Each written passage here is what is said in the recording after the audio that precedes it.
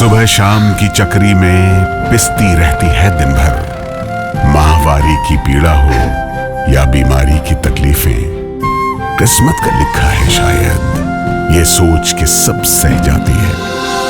मुख्यमंत्री भगवंत सिंह मान महिलाओं की इस पीड़ा को समझते हैं, इसलिए पंजाब के हर जिले में आयोजित हो रहा है महिलाओं के लिए फ्री हेल्थ कैंप, जहां उन्हें मिलेगा बेहतरीन परामर्श और इलाज, ताकि महिलाएं रहें पूर्ण रूप से स्वस्थ।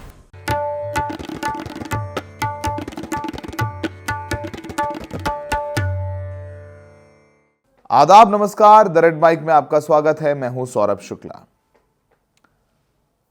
हमारी सभ्यता में सोने का बहुत महत्व है।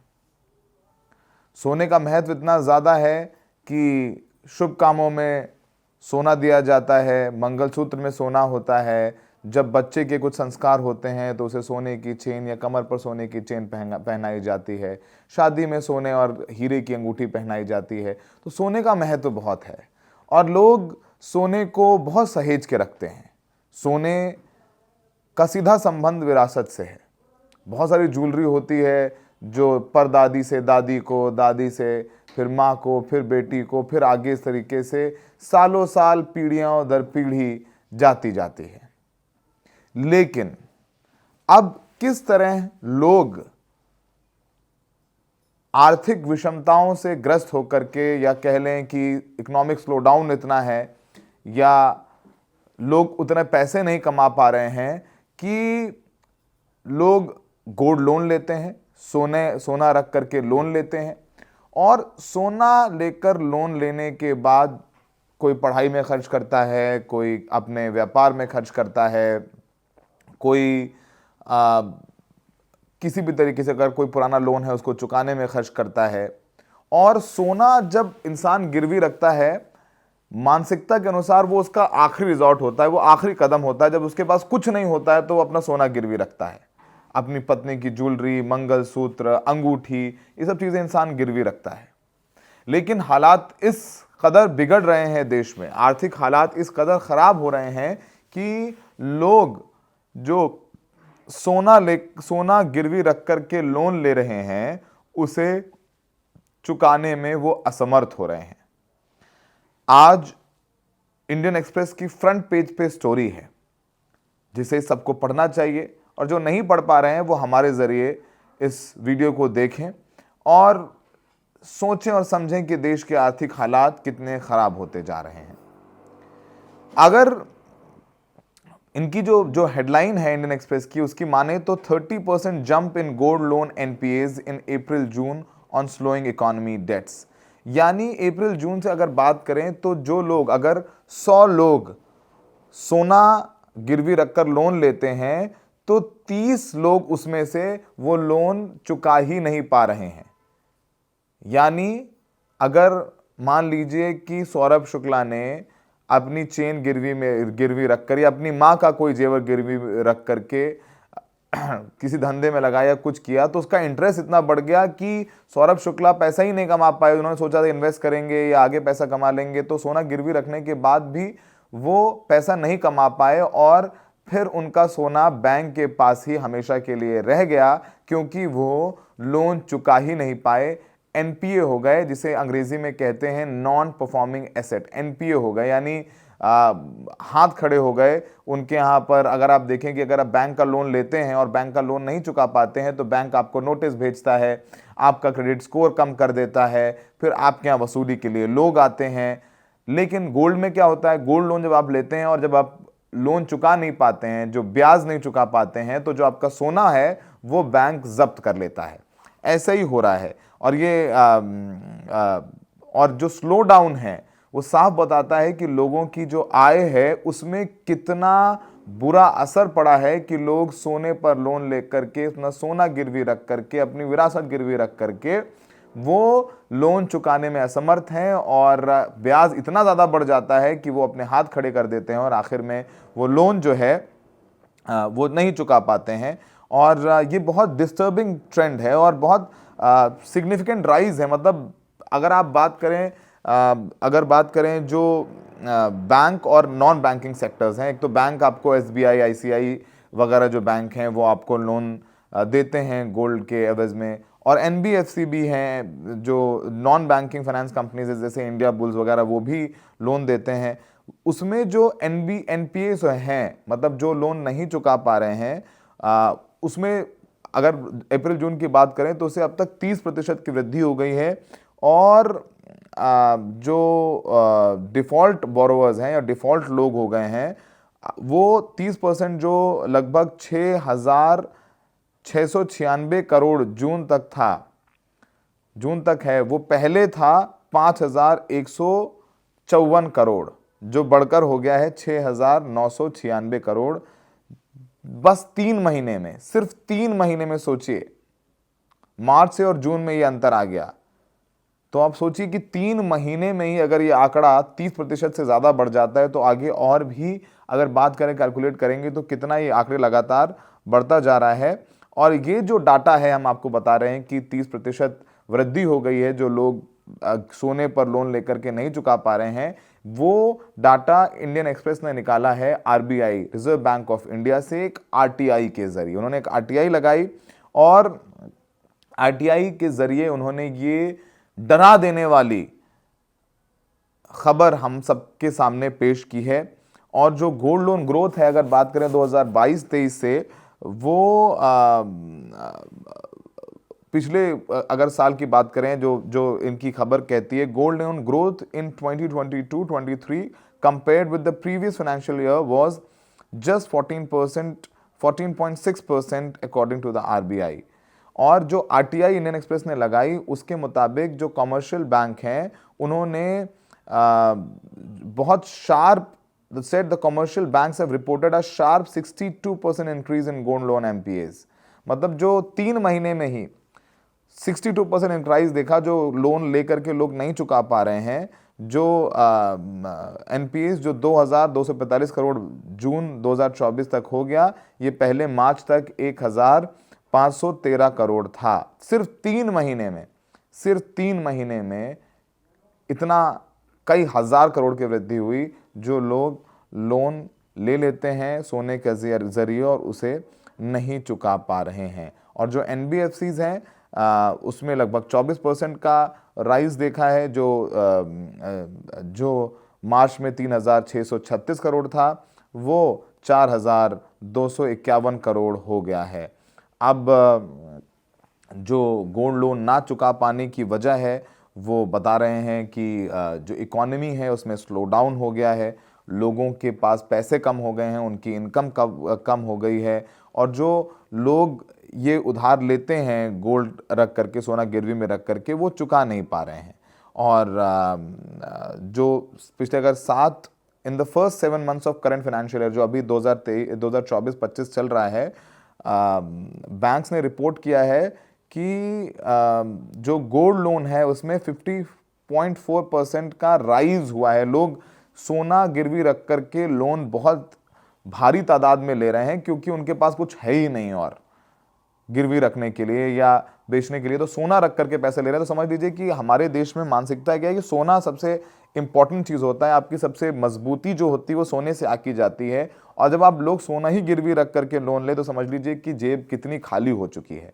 तो सोने के बदले लोन लेने की जो तादाद भी है लोगों की, उसमें भी बहुत तेज़ी आई है। और उतनी ही तेज़ी आई है सोने पर लोन लेकर के ना चुका पाने वाले लोगों की भी। और जब इंटरनेशनल मार्केट में हम देख रहे हैं कि सोने के दाम बढ़ते जा रहे हैं, तो लोगों को लगता है कि अपने घर के खर्चे या दूसरी तरीके से जो तमाम उनके खर्चे हैं, बच्चे को पढ़ाना है या दूसरी तमाम ज़रूरतों के लिए पैसे चाहिए, बिजनेस के लिए पैसे चाहिए, उसमें लगाना है, तो लोग लोन लेते हैं। अक्सर जो है अस्पताल के खर्चों के लिए, कोई बुजुर्ग बीमार हो गया, परिवार बीमार हो गया, कुछ है ही नहीं, तो फिर वो सोना गिरवी पे रखकर लोन लेते हैं ताकि अस्पताल का बिल चुका दें, इलाज करवा लें। और जो लोन का अमाउंट होता है, वो जाहिर सी बात है कि जब आप नहीं चुका पाते हैं तो आपका क्रेडिट स्कोर काफ़ी हिट होता है।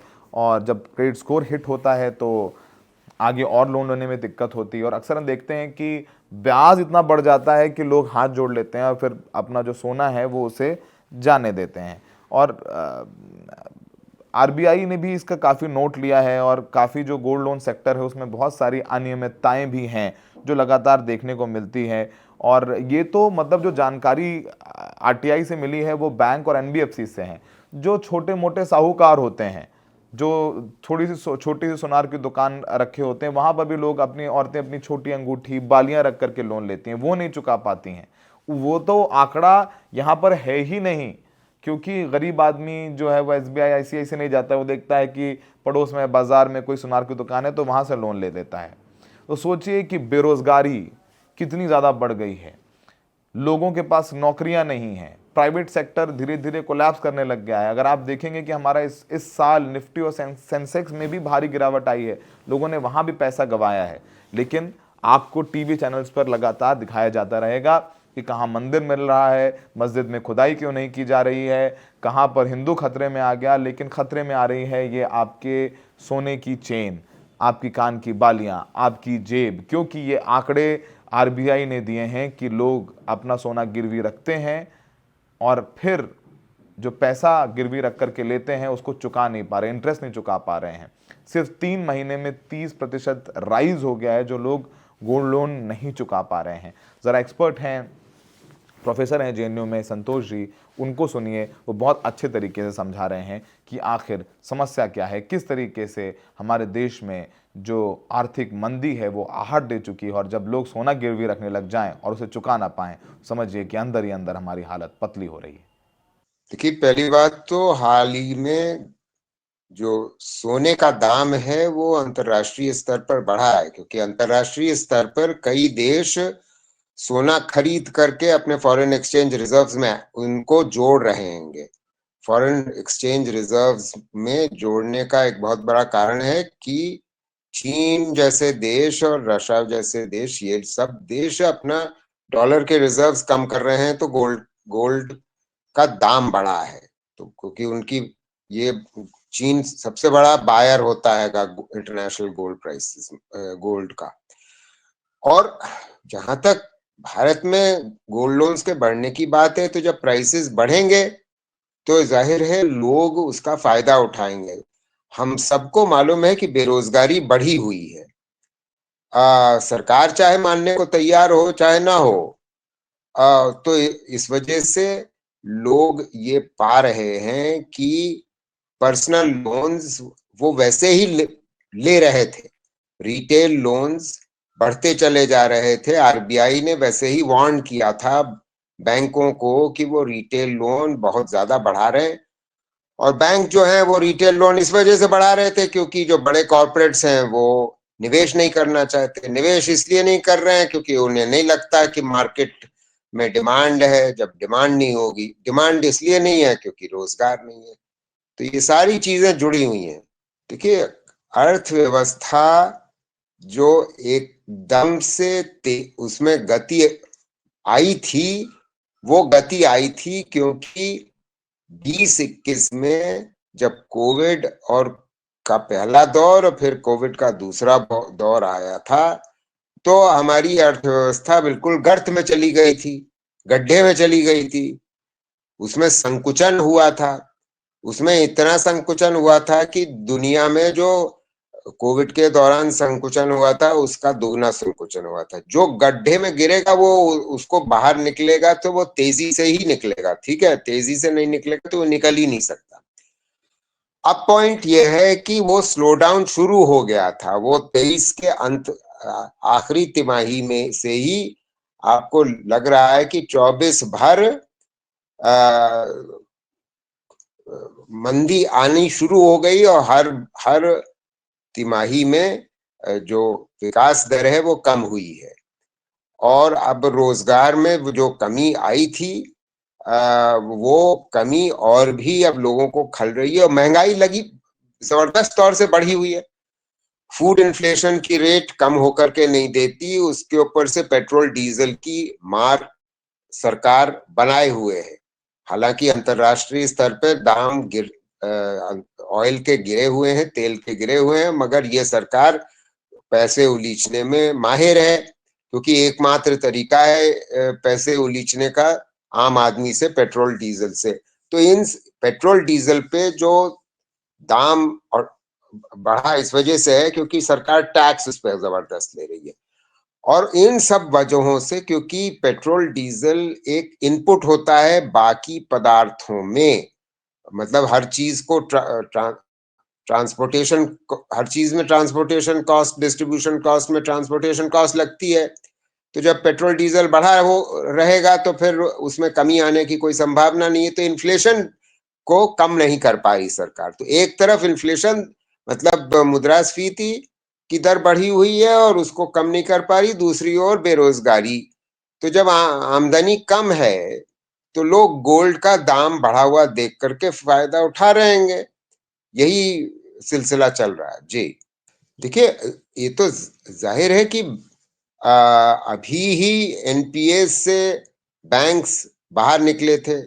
जब बैंक्स बाहर निकले क्योंकि सरकार ने पैसे, हमारी और आपकी जो गाढ़ी कमाई होती है, जो टैक्स रेवेन्यू में सरकार इकट्ठा करती है, चाहे वो जीएसटी के द्वारा हो या पर्सनल इनकम टैक्स इत्यादि के द्वारा हो, वो बैंकों को रिकैपिटलाइज करने के लिए, क्योंकि आपको याद होगा कि 4-5 साल पहले तक जबरदस्त तौर से एनपीएस हमारे बढ़े हुए थे।